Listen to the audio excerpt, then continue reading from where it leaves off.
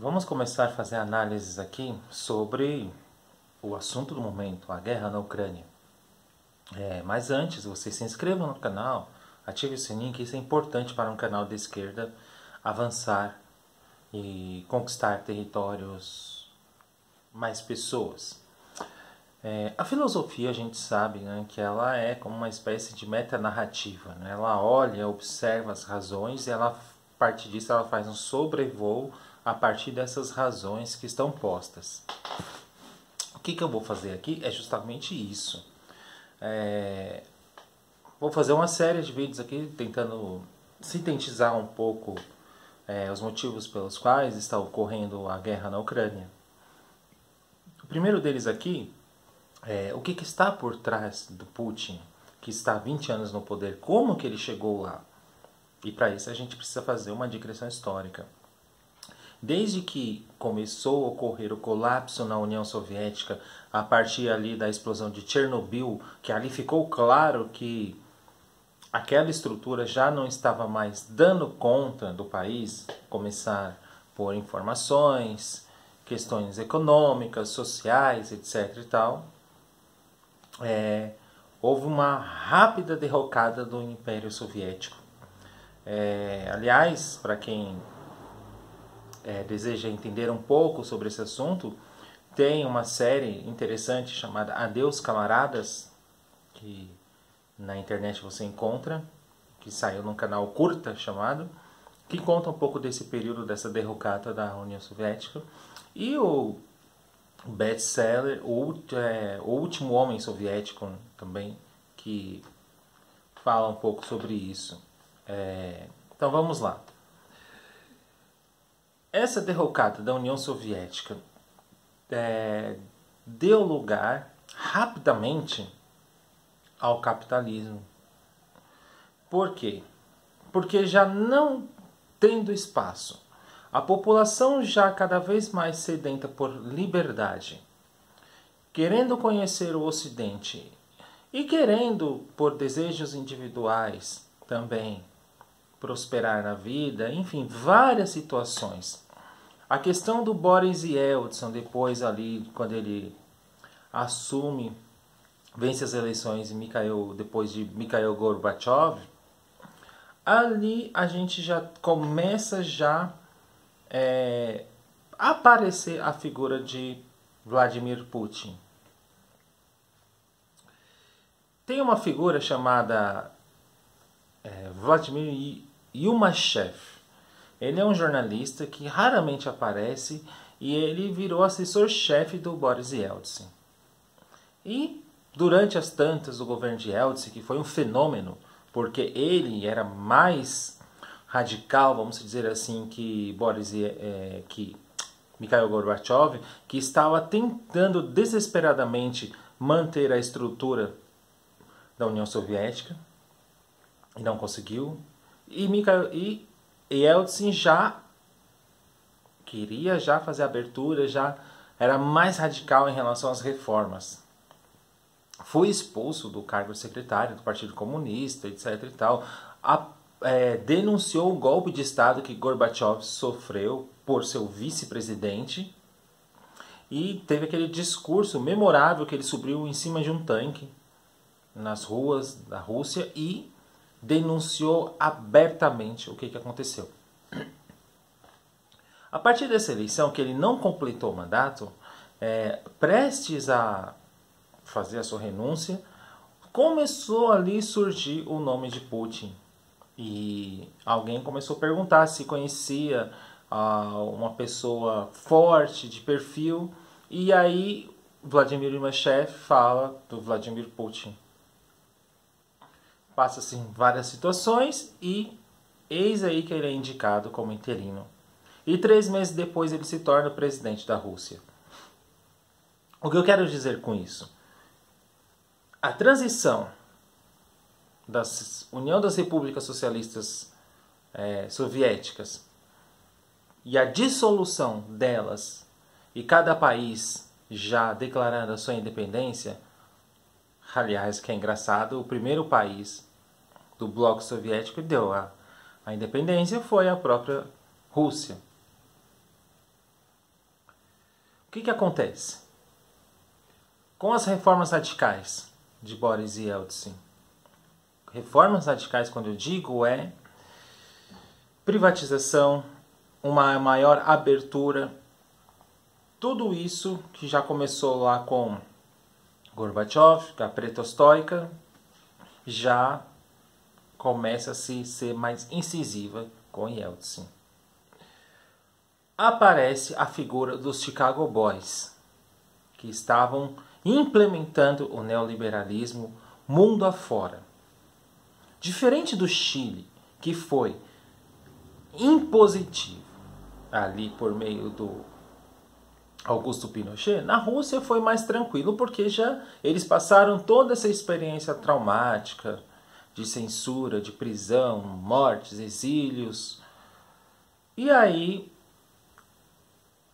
precisava de alguém que conhecia a estrutura soviética, que conhece o Estado como um todo, e Vladimir Putin, ex-agente da KGB, e mais alguns das pessoas que estavam ali, que eram da KGB também, começaram todo um processo de ajudar esses Chicago Boys a irem para a Rússia. E lá foram e começaram a fazer uma série de reformas radicais, vendas de estatais, e quem comprou essas estatais por preço de banana foram os próprios agentes da KGB.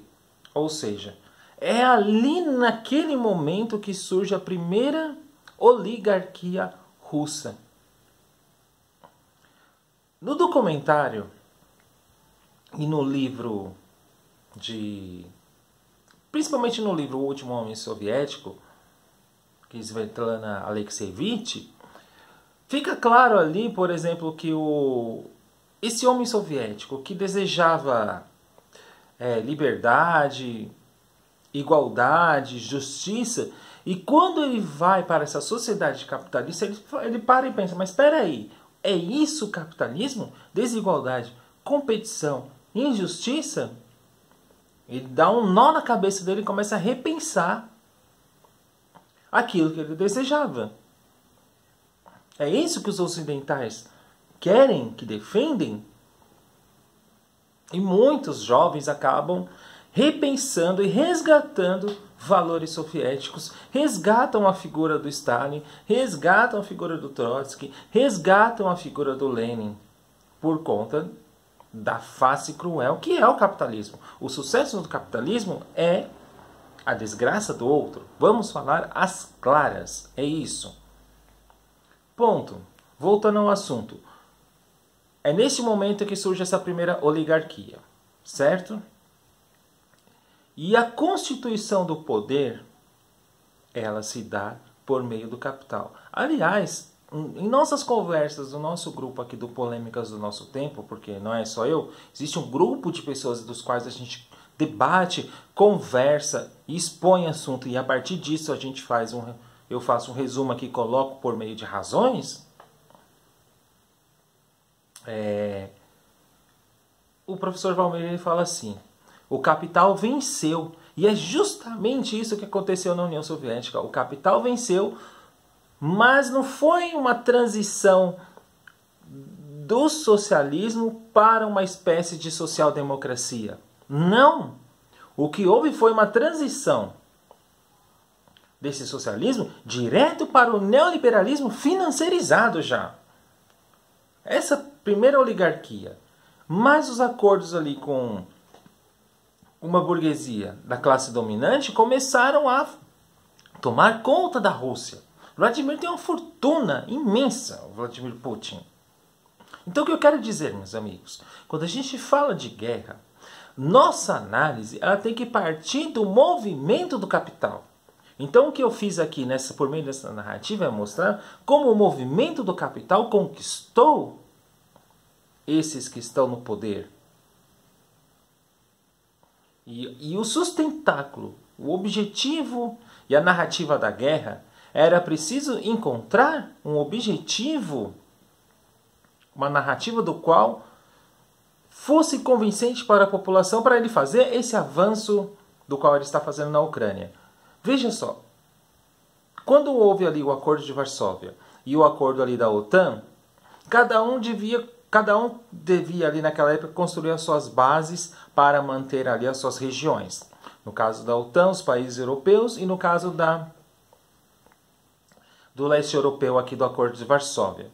Mas o que parece que além de ter essa manutenção do capital, da qual Vladimir Putin quer fazer a todo custo, por meio de censura, tortura, prisões, ele vai tentar manter isso de qualquer jeito. Ele não tem apoio popular, ele não tem uma ideologia clara. O que ele tem ali é um discurso nacionalista tentando resgatar essa ideia de nação do povo russo para ir contra essa OTAN, que dizendo que vai avançar em bases militares, e de fato é isso que está fazendo mesmo por meio de investimentos dos Estados Unidos, porque a Rússia tem muitas riquezas, das quais é de interesse sim de exploração dessas riquezas. Então Vladimir Putin uniu os interesses do capital dessa oligarquia, mas essa narrativa e esses interesses também desse grupo também da OTAN, então ele construiu essa narrativa do qual diz que a Ucrânia não deve aderir a esse bloco, porque vai ter mísseis, bases militares apontadas ali para a Rússia. Mas é isso que o presidente ucraniano deseja? Ir para a OTAN? Lógico que é. É o grande desejo dele. Aliás, no meio da guerra, ele não arredou o pé. Disse de maneira clara que vai entrar com pedido formal sim para a União Europeia. Fez um discurso em russo e ucraniano para a população. E disse que ensinou a fazer coquetéis Molotov, fazer resistência, porque nós vamos sim aderir à União Europeia. Vladimir Putin ultrapassou todos os limites de soberania nacional? Sim. Todos os tratados internacionais ele rasgou e jogou no lixo? Sim. Então, meus caros, essa guerra é conflito de interesses, conflito de manutenção do capital, expansão territorial, e por esta razão é a guerra. O que há de errado em algumas análises que a gente vê por aí, principalmente nos jornais? Eles não explicam esse movimento. Eles não explicam que o motivo desta guerra é busca de expansão territorial, dinheiro e poder. Essa é a maneira mais clara possível para vocês entenderem. O que os jornais falam é que Vladimir Putin não aceita a OTAN, a Ucrânia aderir à OTAN. O que o Putin está vendo ali, se vocês perceberem, é que aquele velho bloco soviético ali, que faz fronteira ali com um grande continente que é a Rússia, ele quer manter ali sobre os seus ombros de controle. Então, aquela geopolítica, aquela organização da União das Repúblicas Socialistas Soviéticas, ele quer manter ali mais ou menos no mesmo sentido. E o que ele está fazendo de invasão na Ucrânia, desobedecendo todos os tratados internacionais, é justamente isso, porque ele quer ter a Ucrânia sob seu domínio. E o Zelensky não quer saber disso mais. Zelensky tem culpa no cartório? Sim, porque ele, quando foi eleito, aliás, depois eu vou fazer um vídeo específico sobre isso, ele deu abertura para um certo grupo de extrema-direita, nazista, e que ganhou espaço na Ucrânia.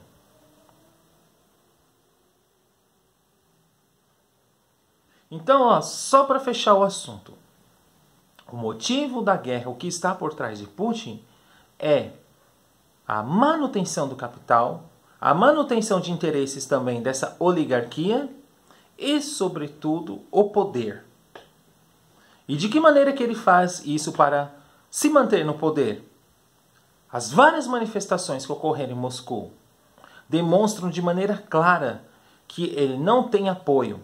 Esse discurso nacionalista que ele fez não surtiu efeito no povo russo, que é um povo escolarizado, de alta cultura, e que tem um desejo fortíssimo de aderir às ideias ocidentais. Muito pelo contrário, esse discurso que ele tenta impor aí uma certa identidade nacional, isso é um perigo. Essa ideia de identidade nacional a gente já viu há momentos anteriores da história. Hitler é o exemplo disso, para ser mais claro. Esse discurso de identidade nacional caiu perfeitamente para os ucranianos que estão firmes na batalha e não vão arredar o pé de jeito nenhum. Eu espero que eu tenha sido claro, que vocês tenham entendido o motivo pelo qual Putin está fazendo a guerra. Repetindo, é o quê? Manutenção do capital, por meio ali de uma luta de classes, confronto de interesses de nações e de grupos organizacionais internacionais que tem os Estados Unidos no meio, porque os Estados Unidos é a polícia do mundo, ainda é. Tem o grupo ali da China, Rússia, Cuba, Venezuela, e o Bolsonaro que está meio perdido aí, parece que está apoiando o Putin, está de maneira indireta todos esses caras, e aí por isso que os bolsonaroides lá estão tudo dando nó na cabeça deles, que já é cheio completamente de nó. E você tem do outro lado esses grupos europeus e Estados Unidos que estão ali com outros interesses. Então é uma guerra por território, guerra por interesses e sobretudo por capital. Para isso mudar, obviamente que só há uma solução para isso. É a destruição completa do capital. Não há outra alternativa, porque, como o professor Valmir falou, o capital venceu, convenceu essas pessoas de que seria o melhor modo de produção. Eles caíram nessa esparrela e estão aí até hoje fazendo tudo o que é possível para a manutenção deste capital. Tá certo? Há um texto novo no blog chamado Putin em seus interesses. Leia, é importante a leitura como um desenvolvimento da reflexão, da qual você vai parar, vai pensar, vai analisar, vai olhar os jogos de razões e a partir disso você vai construir a sua narrativa para conversar com outras pessoas, explicar toda essa movimentação que está ocorrendo no momento. Isso é o processo de autoformação do indivíduo. Tá certo? Até mais.